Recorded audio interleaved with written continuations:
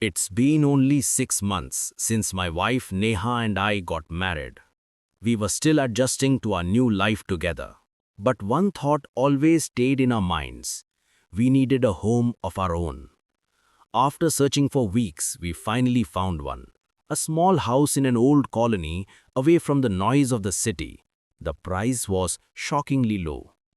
From the outside, the house looked ordinary. White walls, a rusty gate, and a tiny garden in front. But the very first step I took inside sent a strange chill down my spine. Neha squeezed my hand and said with a smile, "Look, it's so peaceful here. I think this is the one." I nodded, but my eyes kept drifting toward an old wooden cupboard standing in the corner of the drawing room, covered in dust. While cleaning, Neha pointed at it. "This thing is so heavy, and look, the key is missing too." I joked, "Maybe there's treasure hidden inside." She laughed, but I noticed the nervousness in her laugh. The very next day, I called a locksmith to open it. When the lock finally gave way, the smell of dust and rot filled the air. Inside, there were old newspapers, clothes, and a couple of boxes. But buried beneath everything else was something wrapped in a red cloth. Neha carefully pulled it out. When the cloth slipped off, we saw a doll. A strange doll. Her round eyes, stubby hands, and an unsettling smile made my stomach twist. Neha, however, gasped softly. "Oh, she's so cute." "Cute? She looks weird to me," I muttered. Around her neck was a little tag with a name written on it. Laddu. That night, we placed the doll on the shelf in the drawing room. At around 2 a.m., I woke suddenly. It felt like someone was whispering directly into my ear. "Laddu. Laddu." I opened my eyes wide, but the room was empty. Neha was fast asleep. Convincing myself it was just a dream, I turned on my side. But then, crash! Something had fallen in the drawing room. I walked out slowly. The doll had fallen from the shelf. "It must have been the wind," I whispered to myself. But when I picked it up, I swear, its eyes were staring straight into mine. The next morning, Neha picked up the doll and put it back in place. I don't know why, but I really like her. She feels like mine. I brushed it off, but I noticed her attachment growing. She cleaned the doll, combed its hair, even talked to it sometimes. Once I teased her, "Neha, are you becoming this doll's mother?" She looked at me seriously. "Maybe, because she listens to me." Her words made my chest tighten with unease. As days passed, small, unexplainable things began happening. The kitchen tap would turn on by itself. Doors creaked open in the middle of the night. And sometimes I felt as if the family photos on the wall were staring at me. But the one thing that disturbed me most, every time something strange happened, the doll was always in the room, its glassy eyes fixed on us. One night, I stayed up late working. Only the desk lamp lit the room. Out of nowhere, a cold shiver ran through me. I felt it, the weight of someone's gaze on my back. Slowly, I turned. Not Neha. At the door stood the doll, the same doll I had seen sitting on the shelf earlier. I grabbed it, furious. "Who put this here?" The next morning, I confronted Neha. She looked puzzled. "I didn't even touch it. Maybe you're forgetting." I didn't argue, but the fear had already seeped deep inside me. That night, the whispers returned.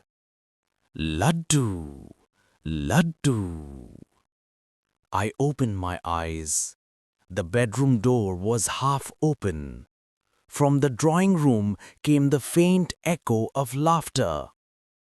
Heart pounding, I stepped out. The light flickered, and there she was. The doll sat on the table. In front of her lay an open notebook. My legs almost gave out when I saw what was written inside in blood-red ink. Play with me, Ravi. My breath caught in my throat. I knew from that night on, our lives would never be the same again. I still remember that night as if it just happened. My eyes froze on the notebook lying open on the table. In thick red ink, the words stared back at me.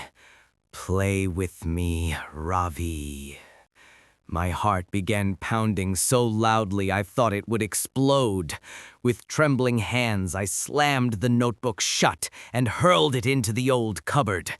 But when I picked up the doll, God, the coldness of its surface pierced through my skin like ice. It felt less like plastic, more like touching the frozen flesh of a corpse. I lost my temper. I smashed the doll back onto the shelf and yelled, "Neha, I can't take this anymore. This doll is not staying in our house." That morning, I told Neha, "This doll is wrong, Neha. Something's not right about it. We need to get rid of it." But she clutched the doll close to her chest and glared at me with a sharpness I had never seen before. "No, Ravi, this doll won't harm anyone. You're just imagining things. She's staying with me." Her voice was firm, almost protective.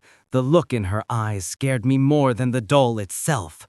I didn't argue further, but deep inside, fear coiled itself around my chest like a snake.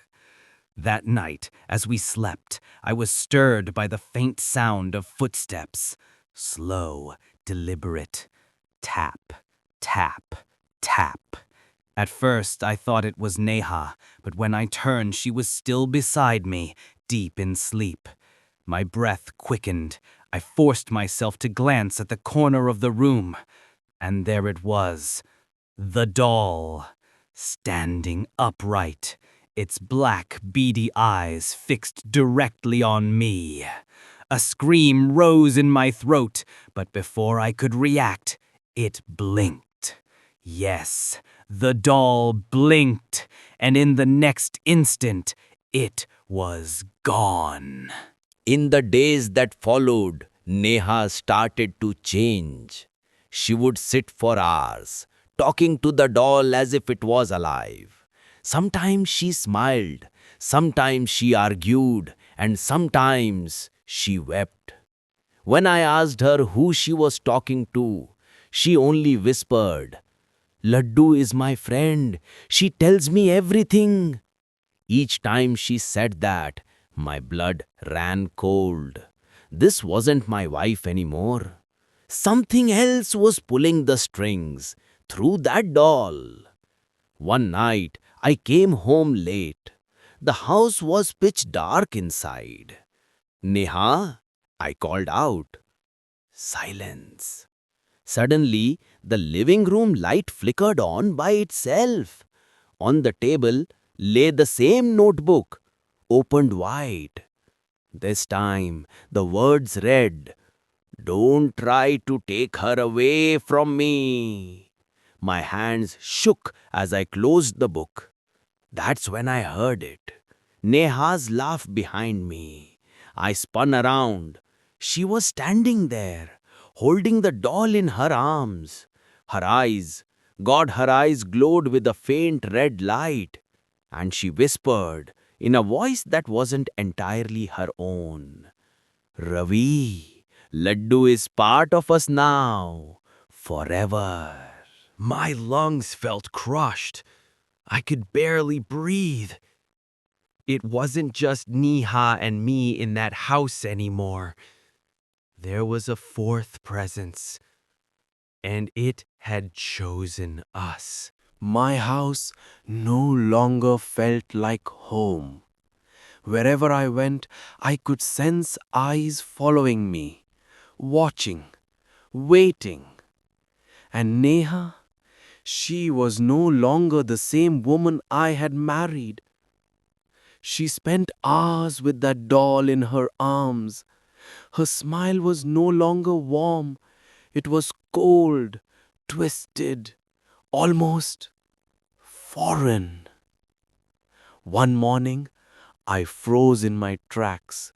The old notebook was back, lying wide open on the dining table. But this time, it wasn't just words. Every page was filled with horrific sketches drawn in thick red ink, severed hands, faces dripping with blood, and at the center of it all, a doll. The same doll Neha clung to every single day. Sweat dripped down my forehead. I tried to close the notebook, but the pages began flipping on their own. And then, on the last page, in jagged red letters, I saw it. Next is Neha. Panicked, I rushed to Neha. Neha, listen, this is dangerous. We have to get rid of the doll, now! Slowly she turned her head toward me. Her eyes still glowed faintly red. And then she laughed, soft, chilling, and not entirely her own. Why are you afraid, Ravi? Laddu just wants to play. You should play too. Before I could react, she snatched the notebook from my hands and locked herself in the bedroom. From inside, I heard her voice change again and again. Sometimes she laughed, sometimes she cried, and sometimes she screamed in rage. I was about to break the door open when I caught something on the wall.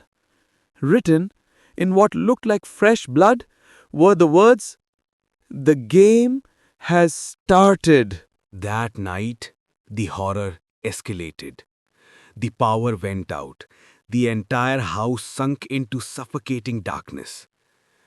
I turned on my phone's flashlight, but the beam barely cut through the shadows. Footsteps echoed down the hallway. Slow, deliberate, heavy. They led me to Neha's room. The door creaked open by itself. Inside, Neha was sitting on the floor. Her notebook was gone, but her hands were drenched in blood. She was writing on the floor with her fingers, again and again. The same word. Ravi, Ravi, Ravi. My chest tightened. Neha, stop this! Please, stop! She slowly lifted her head. There was blood smeared across her lips, and her eyes were hollow, empty sockets staring through me. She whispered, in a voice that was half hers and half something else. Laddu says, the next game is with you. I grabbed Neha, shaking her, begging her to come back to me. She fell limp in my arms, unconscious. I laid her on the bed, my hands trembling. That's when I heard it. A soft creak. The wardrobe door had opened on its own. Inside sat the doll. But this time its mouth was stretched into an unnatural grin. The tiny painted lips seemed to move, twisting as though the face itself was alive. Before I could step back, the notebook flew across the room and landed at my feet. Its pages opened on their own. In fresh, wet strokes of red ink, the words appeared. Blood for blood. I slammed the notebook shut, and grabbed the doll, determined to end it once and for all. I dragged it toward the fireplace, but as the flames touched it, the doll let out a scream. Not a creak of burning plastic, a human scream, piercing, shrilled, and filled with hatred. And at that exact moment, every window in the house slammed shut on its own. That was when I realized this doll wasn't just a vessel for a spirit, it was the very embodiment of death itself. And now, it was playing a game that I could never escape. The night grew darker, and the silence inside the house was unbearable. It wasn't silence, really. It was breathing. I could hear it.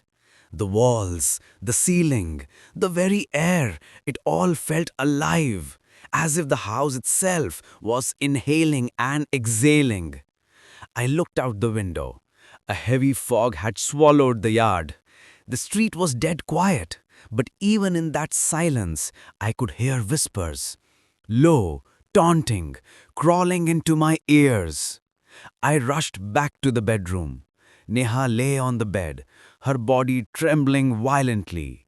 When I leaned closer, her eyes snapped open. But those weren't Neha's eyes anymore. They glowed with the same sinister light as the doll. In a chilling voice, she spoke. The game cannot end unfinished, Ravi. A sacrifice must be made. I stumbled back, my heart racing. No, this can't be real. This is a lie. I can't lose her. I won't lose her. Neha suddenly screamed, her voice breaking into a demonic shriek. Sacrifice, or this house will swallow you whole. The walls trembled, cracks appeared in the paint, and words began etching themselves across the surface. One must stay, one must stay. Memories of Neha flashed in my head. Our wedding, our laughter, our dreams of a family. But they were being devoured, infected by the cold, glassy eyes of the doll. It felt like someone was clawing at my mind from the inside. Whispers pounded in my skull. Sacrifice, sacrifice, sacrifice. I clamped my hands over my ears. Stop it, stop, please. But the voices only grew louder. It was more than horror.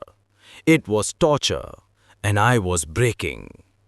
Suddenly, a loud crash shattered the silence, the sound of glass breaking. I ran to the kitchen. Every dish, every glass lay smashed across the floor, and standing in the middle of the wreckage was the doll. Its eyes blazed red, and in its tiny hand it gripped a kitchen knife. Slowly it began walking towards Neha. No, I screamed, rushing forward. I snatched the knife away and hurled the doll across the room. But then I froze. The blade was dripping blood.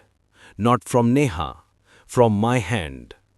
Blood was pouring from a deep cut across my palm, though I never felt the slice. Neha rose from the bed. Her eyes now glowed fully crimson. She spoke with a terrifying calmness. Ravi, for us to survive, one of us must remain, either me or you. My heart sank. No, I won't let you go. I can't. She stepped closer, holding out the knife. Then stay, Ravi. Stay for me. She pressed the blade into my hand. Laddu's game will only end when blood is spilled. Make your choice, Ravi. Will you give the sacrifice or will you let me? Tears blurred my vision. It was Neha standing before me, but not really. Something else lived inside her now. If I sacrificed myself, maybe I could save her. But if I let her go, I would be destroying the very reason I was still alive. On the walls, fresh letters carved themselves in crimson. Time is running out. My hand shook As the knife pressed against my skin, Neha's cold smile never wavered. And there, between us, the doll sat silently, its painted grin mocking me, savoring every second. The game was nearing its final move. That night, I swear, I felt death breathing inside my own home. The walls were bleeding. The rooms had turned so cold it felt like knives piercing through my skin. And right in front of me, my wife Neha. Her face was no longer hers. It carried the shadow of that cursed Laddu doll. The old wall clock began ticking on its own. Tick, tick, tick. Every sound matched the rhythm of my heartbeat. And then it stopped. The hands froze at 12. Blood appeared on the wall again, writing out words on its own. The final sacrifice. Neha's eyes turned white. Her body rose slowly into the air, her hair flying wild. Her voice wasn't hers anymore. Ravi, decide now. Either you go or I do. I couldn't stop trembling. Neha, I can't lose you. I'll sacrifice myself instead. Her lips curled into a cold smile. Can you swear it? In the name of our love? With tears rolling down my face, I nodded. Yes, if this is the only way, then I am ready. Suddenly the doll was standing in the middle of the room. Its laughter pierced through every wall. It clapped its tiny hands and mocked me. Ah, humans and their love, always ending in sacrifice. I screamed at it. Take me, but leave Neha alone. The doll pointed its small hand to the floor. A circle of blood spread open, swirling like a gateway to hell itself. Dark shadows moved inside it, waiting. Neha slowly descended back to the ground. She looked into my eyes. Ravi, if you go, I will die even by living. I held her trembling hand. If I must go, I'll go for you, so that you can live. I lifted the knife, pressing it to my chest. But then, Neha screamed, No, the game can't end like this. She snatched the knife, pressing it against herself. I grabbed her hand in panic. Neha, don't do this. Tears ran down her face. Laddu wants to separate us, but if I sacrifice myself, maybe the curse will break. I shook my head violently. No, I won't let you go. We clung to each other, refusing to let go. And that was when the doll shrieked, One must stay. The game cannot remain incomplete. The blood circle grew larger. Hands began reaching out, pulling us both in. In that moment, I made my choice. I shoved Neha away and threw myself forward into the pit. Her scream still haunts me. Ravi! The circle swallowed me whole, and then silence. Neha collapsed to the floor. Darkness covered the house. The doll was gone. But then, one last message bled onto the wall. The curse is broken, but the doll remains. When Neha turned her head, the doll was sitting in the corner. Its eyes no longer glowed, but I know it was waiting for the next player. Neha survived, but she lost me forever. My sacrifice freed her, but my soul is now trapped in the doll's eternal game. The house grew quiet again, but they say If anyone ever dares to touch that doll, the game will begin all over again. That's my story, my curse, the story of the Laddu doll. It ended with me, but maybe it's just beginning for someone else.